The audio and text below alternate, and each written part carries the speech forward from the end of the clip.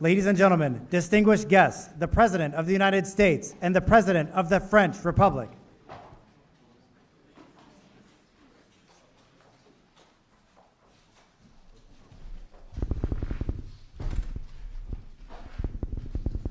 Everyone, please take a seat if you have one.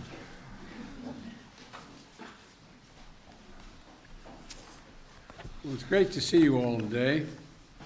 President Macron and I have had a chance to spend some time together.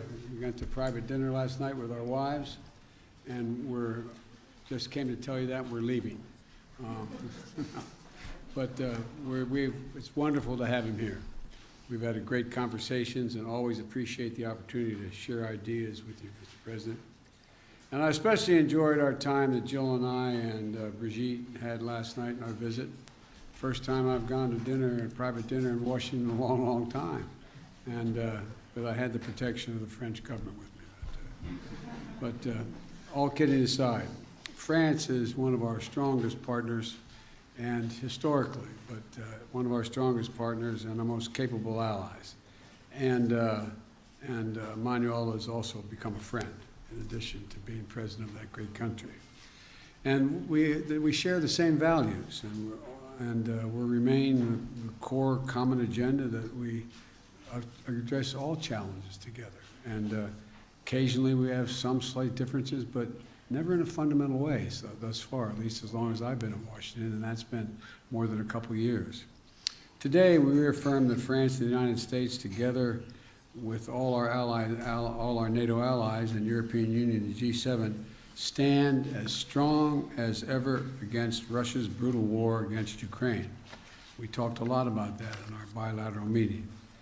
And we'll continue to strong support to the people of Ukraine as they defend their homes and their families and their sovereignty and territorial integrity against Russian aggression, which has been incredibly brutal. I knew Russia was, but I didn't anticipate them being as brutal as they have been and what they've been doing. Many of the reporters in this room have been there themselves and covered from there, and they know what it's like. Today, we reaffirm that, as I said, we're going to stand together against this brutality.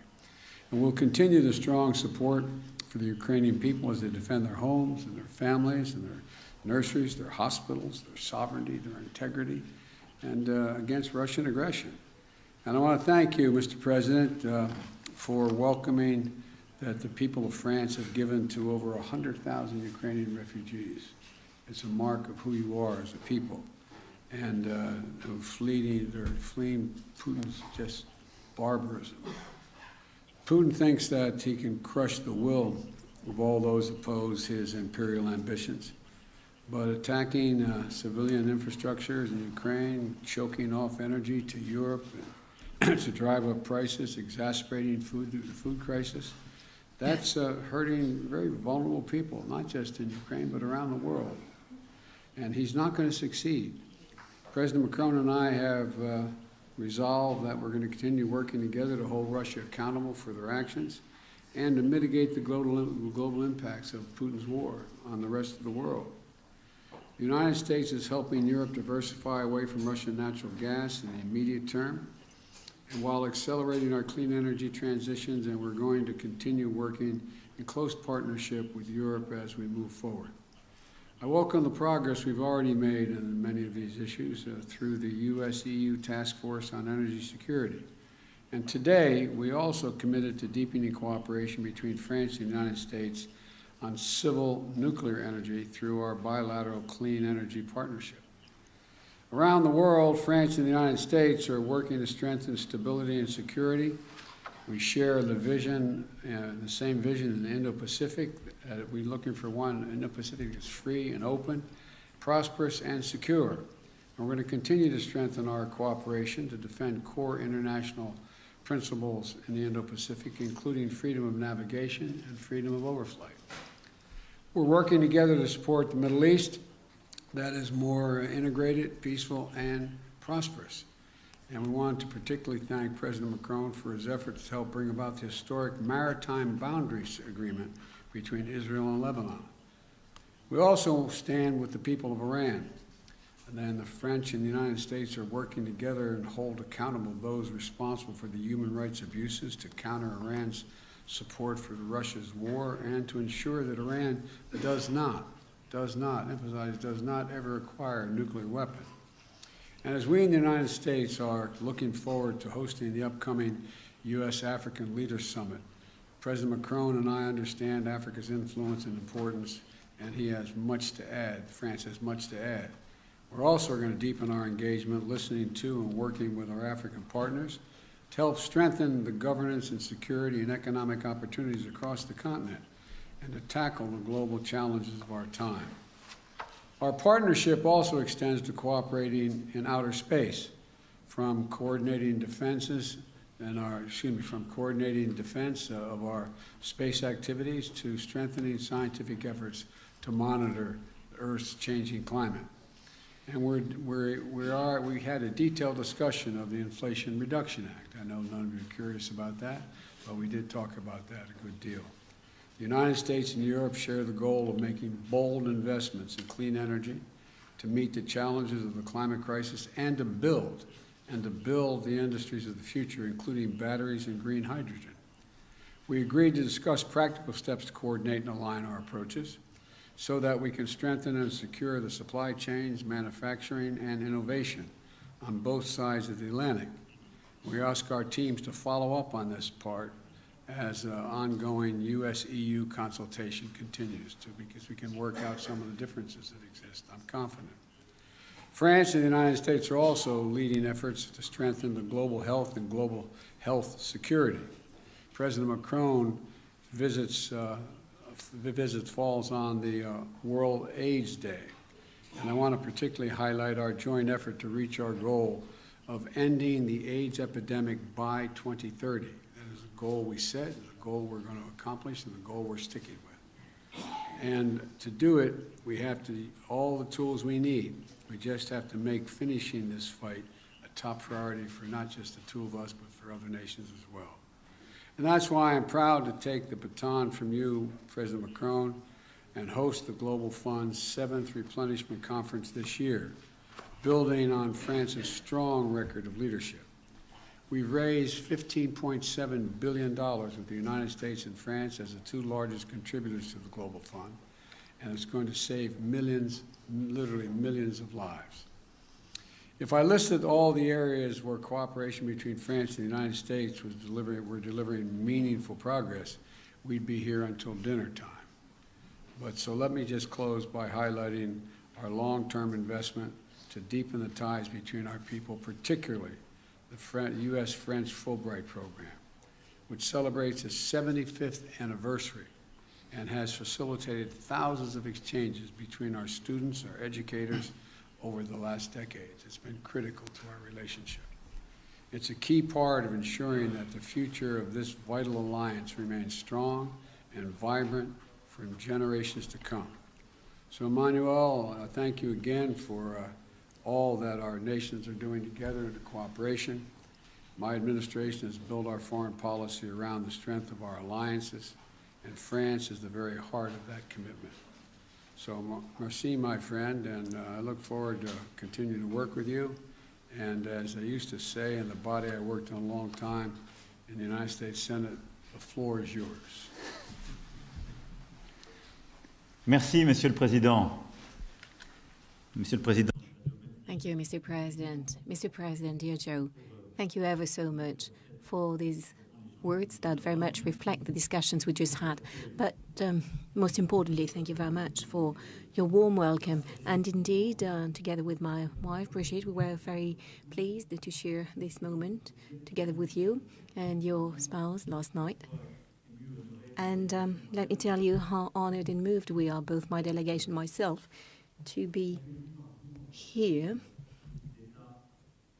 invited by you on the occasion of this first state visit by your administration. And regarding this relationship, we said it this morning, and you just said it again, this heritage is based on life sacrifice, on so much. And I would like to say that over centuries, every time there was something vital at stake, we were there, one for the other, without any doubt, without any hesitation. And this is very much what should structure the rest of it. It is this spirit that is prevailing in the current circumstances since last February. And I did not repeat what President Biden perfectly described.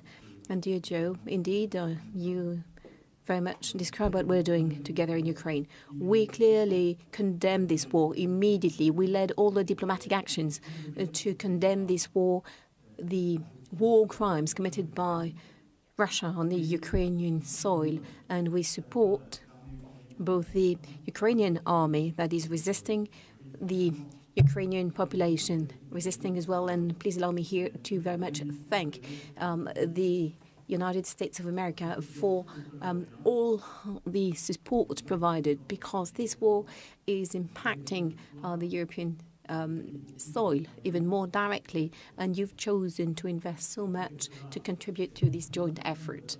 In this context, our discussion this morning was an opportunity to confirm the initiatives we will be taking once again in the coming weeks and months to keep supporting, to strengthen our support to the Ukrainian troops and to enable them to resist.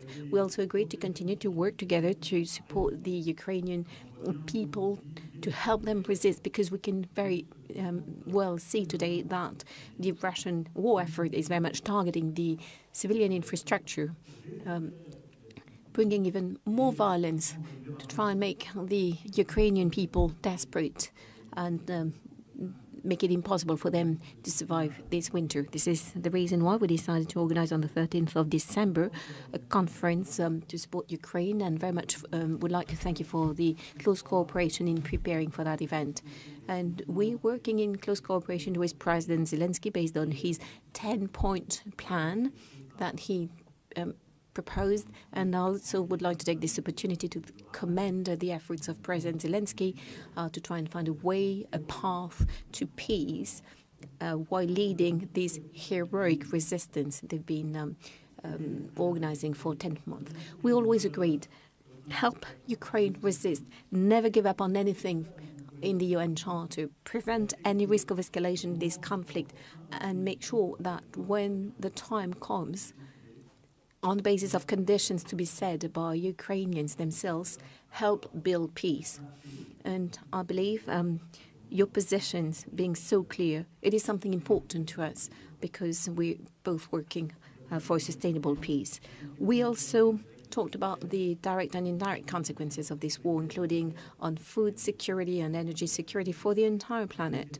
And our joint initiatives within the G20, the G7, very much go in that direction. And we also recall this morning all of that, all we're doing to try and help all countries to weather the consequences of the conflict on their economies. This morning, we also had an excellent discussion on the IRA and the recent pieces of legislation adopted by the American administration. And like President Biden just said, we agreed to resynchronize our approaches, our agendas, in order to invest in critical emerging industries, semiconductors, batteries, hydrogen, everything that is absolutely decisive, because as a matter of fact, we share the same vision and the same willingness. President Biden wishes to create more industrial jobs in the long run for his country, and to build a strong industry and secure your supplies. And this is very much our approach as well. And this is the reason why we task our teams to continue this work in close cooperation, coordination, to find solutions on the topics we identified. And of course, we will coordinate with all of the Europeans and with you to have an agenda that will only bring more jobs, industry jobs in the United States as well as in Europe, and guarantee the strength and the resilience of our supply chains, and to do that with a strong integration. This European work is also the one we want to deliver on all of the issues on our agenda. And President, you just said it. What we would like to do as well is work on a number of topics of the future. And yesterday we had some sessions, working sessions, and our ministers and teams have been working as well, so that we could approve an agenda of hope and for the future, like I said this morning, in the space industry, research, exploration, but as well the industry of the future, civil nuclear industry, here again with some common research projects, in particular on the most advanced technique, because I believe I can say on behalf of both of us that the civil nuclear industry is very much part of the energy mix in which we believe in, that will not only bring jobs, but it enables us as well to have a secure supply and to meet our climate objectives. We also talked about the quantum issues with a number of stakeholders, innovation, and whose will our delegations are here to illustrate the work that is taking place so that we can deliver on that common agenda. Lastly, we also have all of our commitments on the major international challenges, which are very much, I would say, feeding our relationship as well. And I can only tell you once again how pleased we were with your choices that very much match your history and your campaign commitments. The fact that you're back on major international challenges such as health and climate, it is really a new deal. And we've been resisting for a number of years, and now we're being able to re-engage with you. And on this day of World AIDS Day, as well, we are very much continuing to work to deliver by 2030. And I would like to say how much has been achieved by both our countries, which are major contributors to the Global Fund, to deal with, of course, eradicate AIDS, but also malaria and a number of other diseases for the benefit of the most fragile populations. And the same goes in our relationship when we're doing everything we can to deal with climate change and biodiversity. Of course, we want more innovation, we want to promote solutions on climate change, but we also very concretely acknowledge a number of initiatives in this respect on the occasion of this state visit. It is about finding a new financing means for the most fragile countries, emerging countries, to support them on both development and climate change.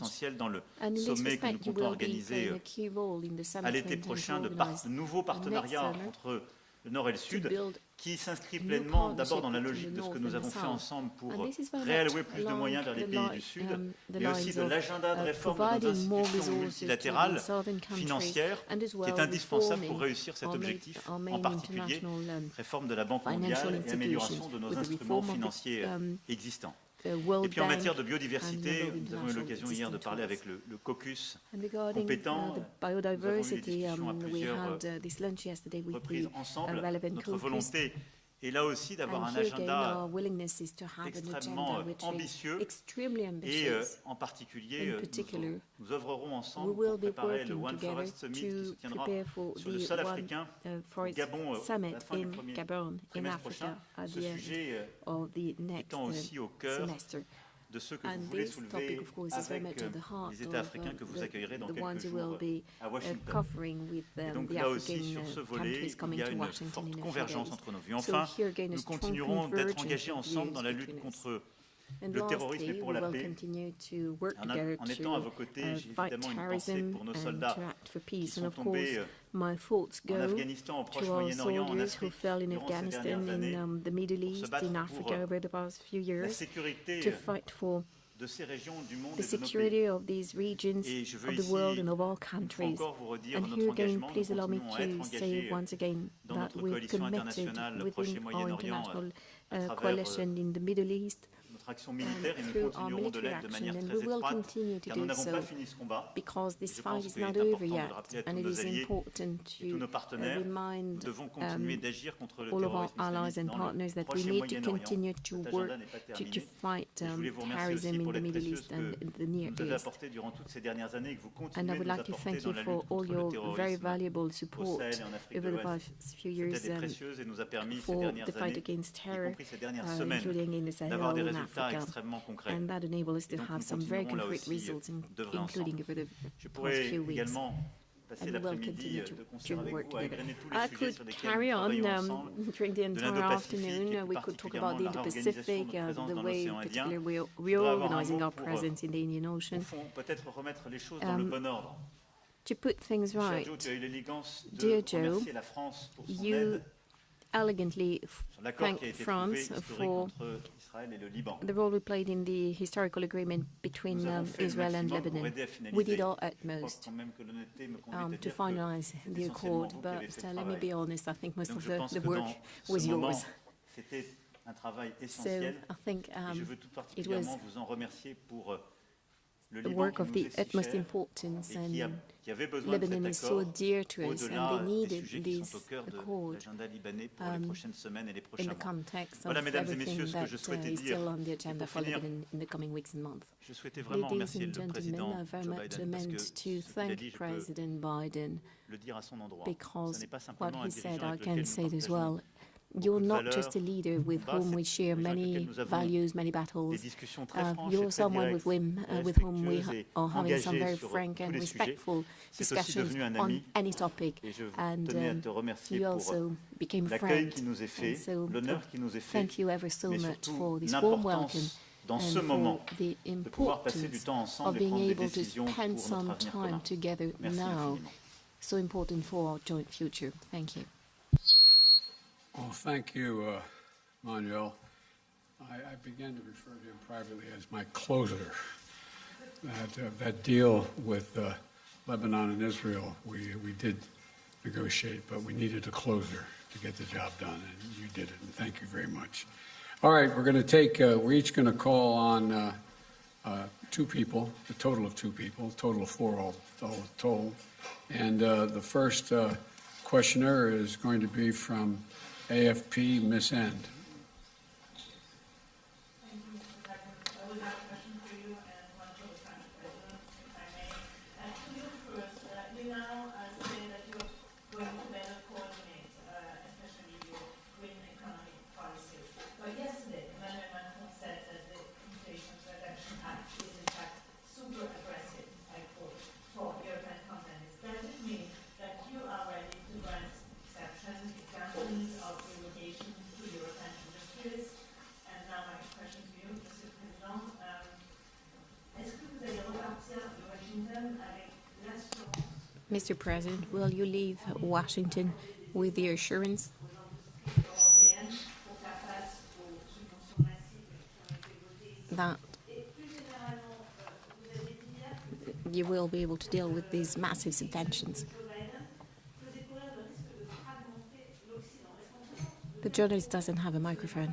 d'une certaine manière de risquer de créer des divisions? Do you think there's a risk of generating divisions?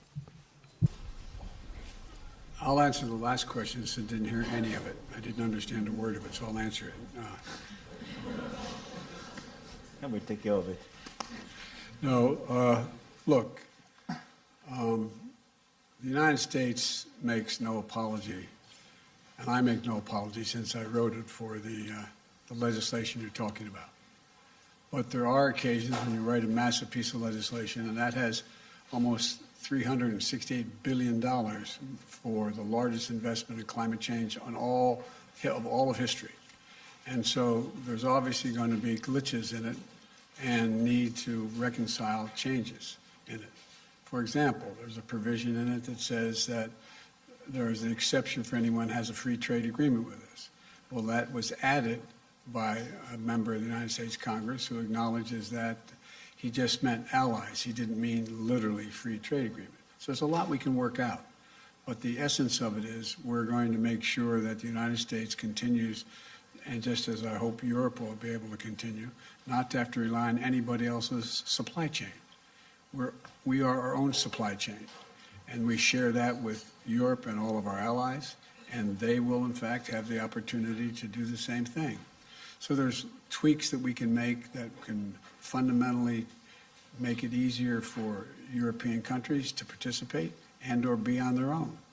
But that is something that is a matter to be worked out. There is no fundamental, it was never intended when I wrote the legislation, never intended to exclude folks who were cooperating with us. That was not the intention. The intention was to make sure we're no longer in a position when there was a pandemic in Asia and China decided they're going to no longer sell us computer chips. We invented the damn things, so anyway, but my point is we're back in business. Europe is back in business, and we're going to continue to create manufacturing jobs in America, but not at the expense of Europe. Ce que nous avons échangé avec le président Biden, ce que le président Biden vient d'ailleurs de dire, ce que j'évoquais hier, à propos que c'est simple.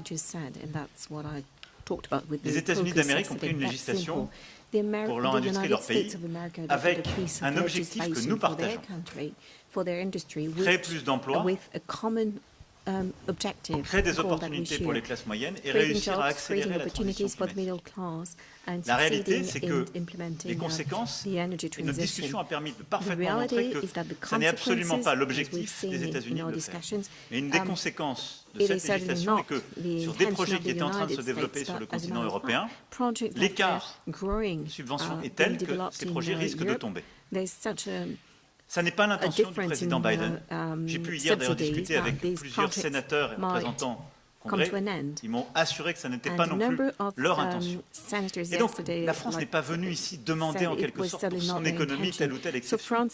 On est venu partager la manière dont nous visions les conséquences de cette réglementation et à un moment où, au fond, l'actualité nous somme d'agir encore plus de manière concertée ensemble face aux défis mondiaux, de resynchroniser, comme j'ai pu le dire, c'est-à-dire de trouver une dynamique positive nouvelle pour se dire, clarifier quels sont nos objectifs et comment agir ensemble.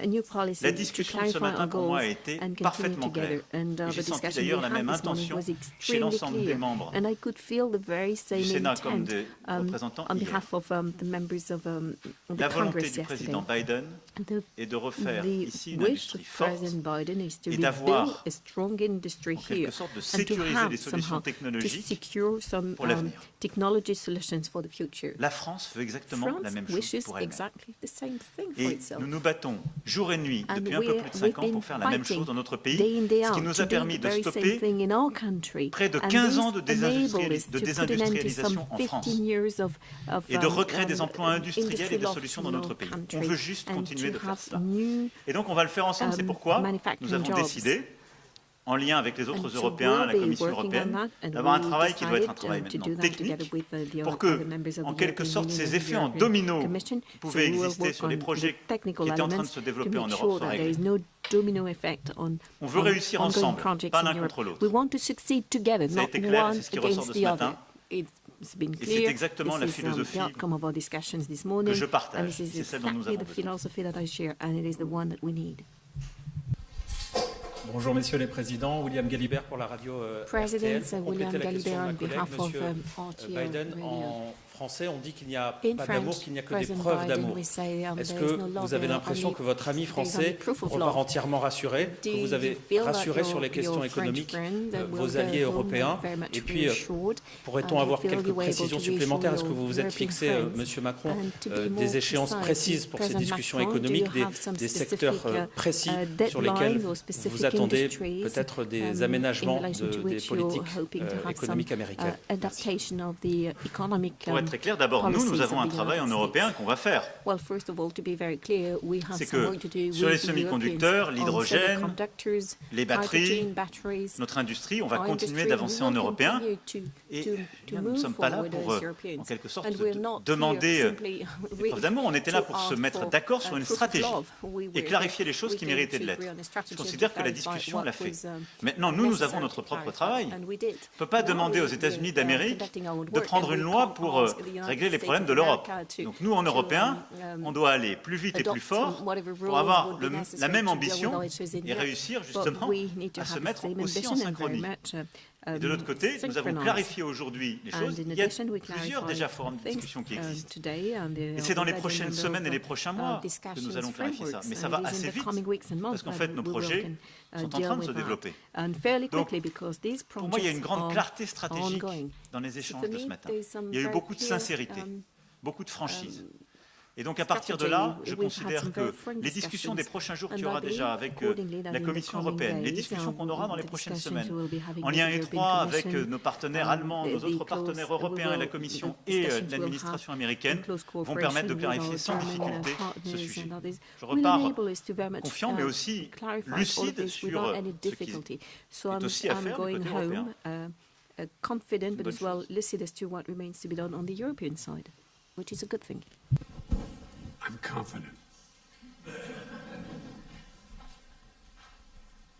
It's my answer.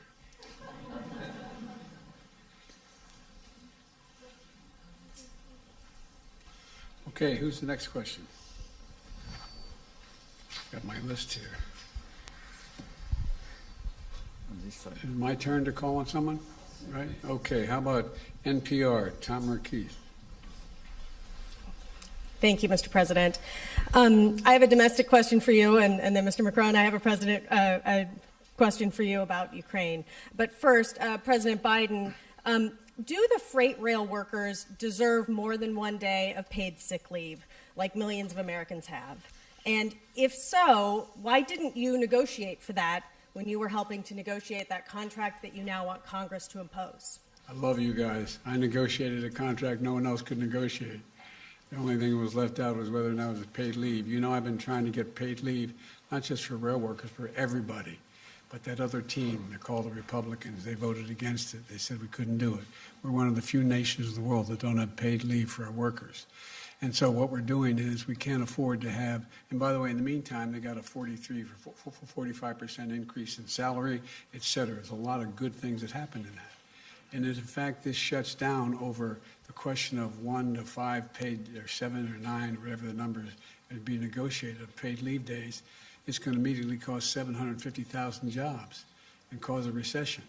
And so what I've made it really clear is that what was negotiated was so much better than anything they ever had, that it's worth, and they all signed on to it, by the way. There are only 4 unions out of the 13 or 14 that didn't agree. So the majority at the time that I presented it, they asked me to do it, I presented it, they all signed on. But here's the story.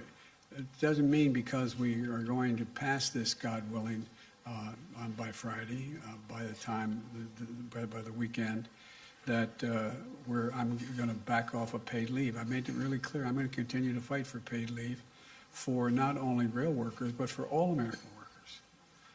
I imagine it may surprise some of our European friends that there's no paid leave in the United States of America.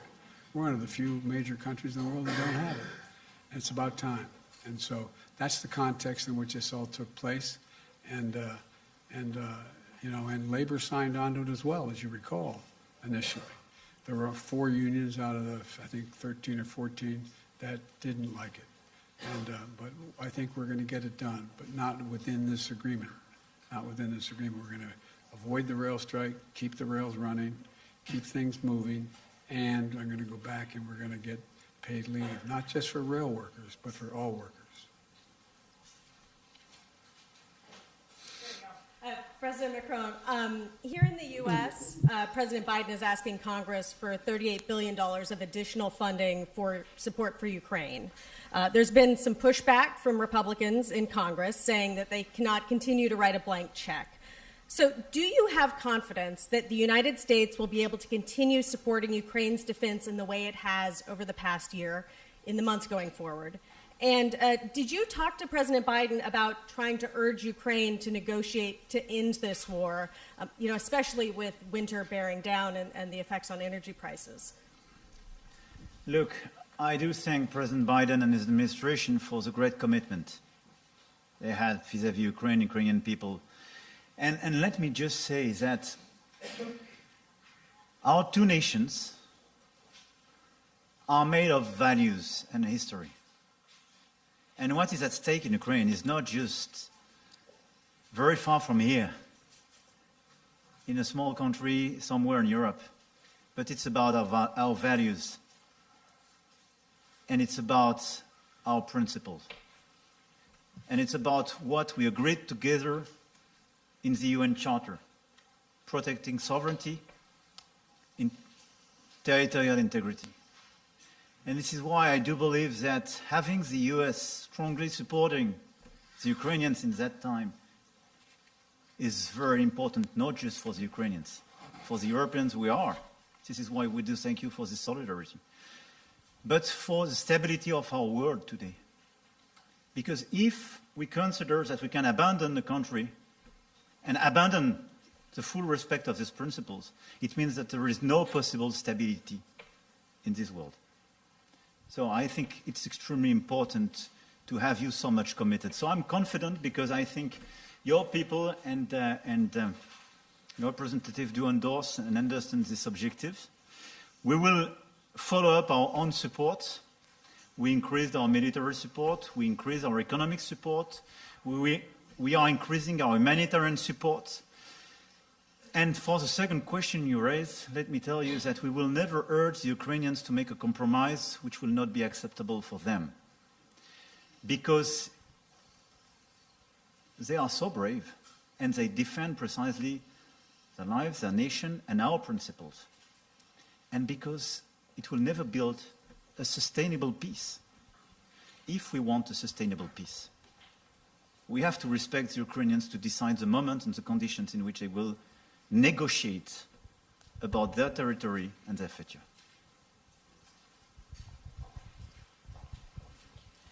This will be the last question.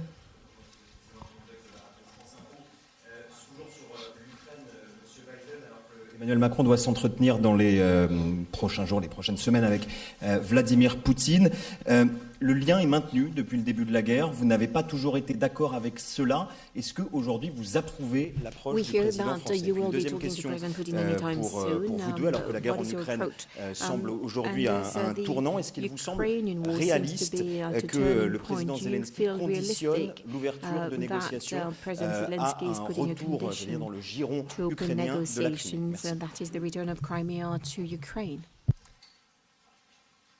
Look, there's one way for this war to end, the rational way. Putin to pull out of Ukraine, number one. But it appears he's not going to do that. He's paying a very heavy price for failing to do it, but he's inflicting incredible carnage on the civilian population of Ukraine, bombing nurseries, hospitals, children's homes. It's sick what he's doing. But the fact of the matter is, I have no immediate plans to contact Mr. Putin. Mr. Putin is, let me choose my words very carefully. I'm prepared to speak with Mr. Putin if, in fact, there is an interest in him deciding he's looking for a way to end the war. He hasn't done that yet. If that's the case, in consultation with my French and my NATO friends, I'll be happy to sit down with Putin to see what he has in mind. He hasn't done that yet. In the meantime, I think it's absolutely critical what Emmanuel said. We must support the Ukrainian people. The idea that Putin is ever going to defeat Ukraine is beyond comprehension. Imagine them trying to occupy that country for the next 2, 5, 10, 20 years, if they could. He's miscalculated every single thing he initially calculated. He thought he'd be greeted with open arms by the Russian-speaking portions of the Ukrainian population. Go back and read his speech when he invaded, when I said they were going to invade, and they did when we said they were. Go back and read the speech he made. He talked about him with needing to be another Peter the Great. He talked about the need for the people that Kyiv is the mother lode of Russian identity in the beginning, et cetera, et cetera. He's just miscalculated across the board. And so the question is, what is his decision? How does he get himself out of the circumstance he's in? I'm prepared, if he's willing to talk, to find out what he's willing to do, but I'll only do it in consultation with my NATO allies. I'm not going to do it on my own. Thank you. Sur la question que vous posez et les préconditions ou les conditions qui sont mises par le président ukrainien, je pense que ce qui est important pour nous tous de regarder, c'est qu'au moment même où l'Ukraine est en train de résister, de subir des crimes de guerre, de subir des attaques sur ses infrastructures civiles, de mener des contre-offensives, le président Zelensky a proposé un plan de paix en 10 points. Et je pense que notre devoir, c'est d'engager le travail avec lui, parce qu'il y a une vraie volonté de la part des Ukrainiens d'aller sur le terrain de la discussion. Et nous le reconnaissons et nous le saluons. Et je peux ici vous dire, pour avoir été pendant plusieurs années responsable du suivi de ce qu'on appelait le format Normandie, et donc de la mise en œuvre des accords de Minsk. La dernière réunion qu'il y a eu entre le président Zelensky et le président Poutine, elle date, c'est d'ailleurs la seule, de décembre 2019. Et nous étions à cette époque-là avec la chancelière Merkel. Je peux vous dire que j'ai vu un président sincère qui voulait discuter et négocier. Et le président Zelensky, depuis son élection jusqu'au mois de février dernier, il n'a eu de cesse de vouloir négocier. Celui qui a décidé de lancer une guerre, c'est le président Poutine. J'en ai été le témoin direct, y compris par le déplacement que j'ai pu faire en Russie et en Ukraine au début du mois de février. Donc il est légitime que le président Zelensky ait des préconditions pour négocier. Maintenant, nous devons travailler la substance de ce qui peut être à terme un accord de paix. Et ensuite, c'est l'évolution des prochaines semaines et des prochains mois qui nous dira le moment qui est le bon et le choix des Ukrainiens. Une fois qu'on a dit ça, je continuerai en effet à parler au président Poutine, et d'ailleurs, on s'en a entretenu ce matin avec le président Biden, parce que nous avons constamment essayé aussi d'éviter des escalades et d'obtenir des choses très concrètes. Et donc en particulier, j'aurai une discussion sur la question de la sûreté et de la sécurité des centrales nucléaires dans les zones contestées, en particulier celle de Zaporizhzhia, parce que je pense que le travail que la France mène depuis plusieurs mois, et d'ailleurs depuis le début du conflit, rappelez-vous, on l'a fait dès le mois de mars, sur la centrale de Tchernobyl, en soutien du très bon travail fait par l'AIEA et son directeur général, M. Grossi, est important. Donc il faut continuer de faire cela et d'engager. Nous continuerons. Voilà. Merci beaucoup. Thank you so much. Ladies and gentlemen, distinguished guests, please remain in your seats until the official delegations have departed. Thank you.